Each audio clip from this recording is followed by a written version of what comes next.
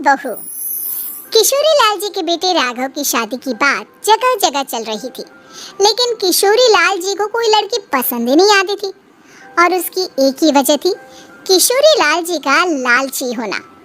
उनको लड़की वालों से मोटा दहेज चाहिए था और इसी चक्कर में एक दिन वो एक बहुत पैसे वाले के घर अपने बेटे का रिश्ता लेकर पहुंचे।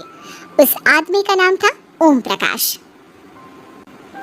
देखिए किशोरी लाल जी, मेरी एक ही बेटी है और मेरी सारी संपत्ति जायदाद सब कुछ मेरी बेटी नैना का ही है। पापा, नाम से लगता है बहुत खूबसूरत होगी। कितना अच्छा नाम है ना, नैना। हाँ, वैसे बात तो सही है आपकी। अब इतना पैसा है, जमीन जायदाद है, इकलौती बेटी, आप भी क्या करेंगे? सब कुछ उसे ही देंगे ना। बिल्कुल ठीक पहचाना आपने। बस बेटी की शादी और सारी जायदाद उसके नाम। पापा, बिना देखे हाँ कर दीजिए ना। इतना अच्छा रिश्ता फिर कहाँ मिलेगा? माला माल हो जाएंगे हम। मैं अपनी बेटी को बुलाता हूँ। अरे नहीं नहीं नहीं नहीं, आपकी बेटी का नाम नैना है, सुनकर ही लगता है बहुत सुंदर होगी। रहने दीजिए अंकल, मैं तो आपकी बेटी के नाम से इतना खुश हो गया हूँ कि उसे बिना देखे शादी करने को तैयार हूँ। अब तो मैं उसका चेहरा सीधे शादी के बाद ही देखूंगा। और इस तरह राघव नैना का चेहरा नहीं देखता और उससे शादी कर लेता है। शादी के बाद अपनी सुहाग रात पर जब राघव नैना का घूंघट उठाकर देखता है तो नैना की आंखें बंद थी। कितने खूबसूरत हो तुम नैना, जरा अपनी आंखें खोलकर मेरी तरफ देखो तो सही। नहीं, मुझे शर्म आती है। अरे, मैंने तुम्हें शादी से पहले भी नहीं देखा और अब अगर तुम आंखें खोलकर मुझे देखोगी भी नहीं तो मुझे अच्छा कैसे लगेगा? इससे पहले कि नैना अपनी आंखें खोलकर राघव की तरफ देखती, अचानक से लाइट चली गई और राघव नैना को पूरी तरह से देख भी नहीं पाया। अगली सुबह नैना राघव के लिए नाश्ता बनाकर लेकर आई। अरे ये क्या, आधा पराठा सेका हुआ है और आधा बिल्कुल कच्चा। ये तुमने क्या किया नैना? बहू, तुमने क्या आधा पराठा तवे से नीचे लटका कर रखा था जो आधा सेका है और आधा कच्चा? मुझे जितना दिखेगा उतना ही तो सीखूंगी ना पापा जी। जहाँ जहाँ मुझे नजर आ रहा था वहाँ मैंने सीख लिया, जहाँ जहाँ नहीं दिखा वहाँ कच्चा रह गया होगा। इसका क्या मतलब है? ये कैसा मजाक कर रही है तुम? अरे बहू, तुमने इतना लंबा घूंघट क्यों लगाया हुआ है? देखो, हमारे घर में बहुओं को बेटी की तरह रखा जाता है और फिर तुम तो इतना सारा माल लेकर आई हो। देखो, घूंघट डाल कर रखने की कोई जरूरत नहीं है। हाँ नैना, पापा जी ठीक कह रहे हैं, तुम तो आराम से रहो, अपना ही घर समझो। नैना अचानक से अपना घूंघट उठा लेती है। अरे ये क्या पापा, नैना की तो एक आंख फूटी हुई है।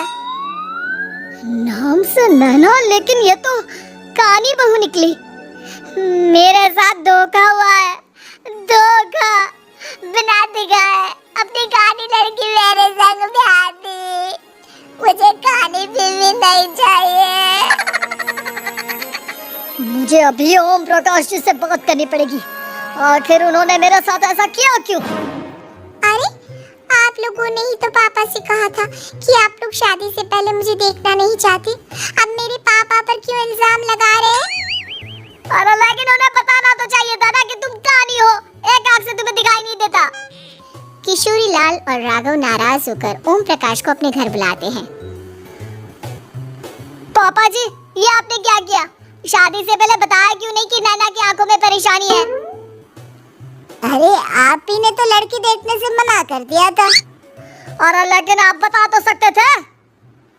आपको तो हमारी बेटी की प्रॉपर्टी चाहिए थी, वो भी पूरी की पूरी। अब क्या हुआ अगर उसे आधा दिखाई देता है? प्रॉपर्टी तो आपको पूरी मिल गई ना। और ये क्या बात हुई? मेरी शादी प्रॉपर्टी से नहीं, आपकी बेटी से हुई है।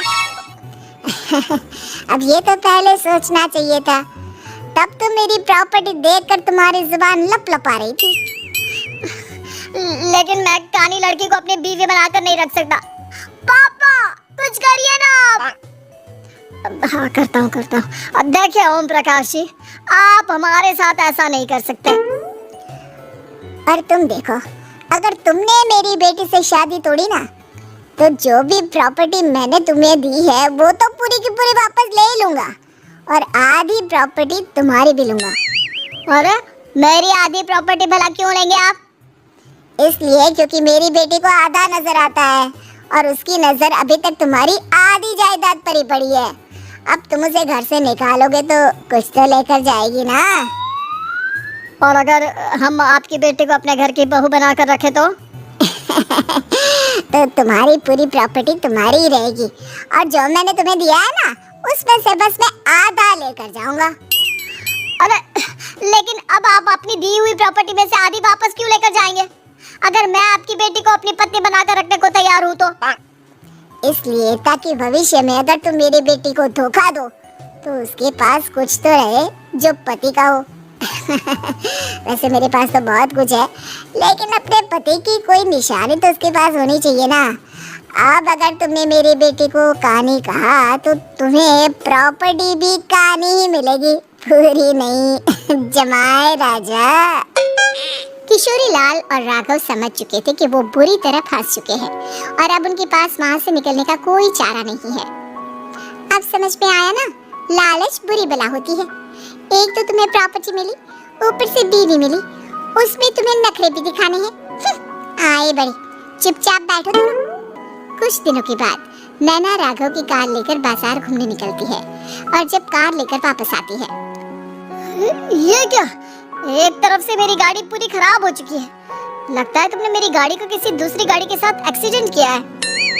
अरे अरे कितना बड़ा नुकसान कर दिया तुमने बहू। वो क्या है ना पापा जी, मुझे एक आंख से दिखाई नहीं दे रहा था, सामने से गाड़ी आ रही थी। मुझे तो सिर्फ आधा ही दिखाई दिया और वो गाड़ी मेरी कार से रगड़ते हुए निकल गई। अब मैं क्या करूं बताओ? आप इसे ठीक कराने के पैसे कौन देगा? तुम्हारे पापा? तुमने मुझसे इस तरह से बात की? अभी रुको। नैना राघव की शिकायत ओम प्रकाश को कर देती है।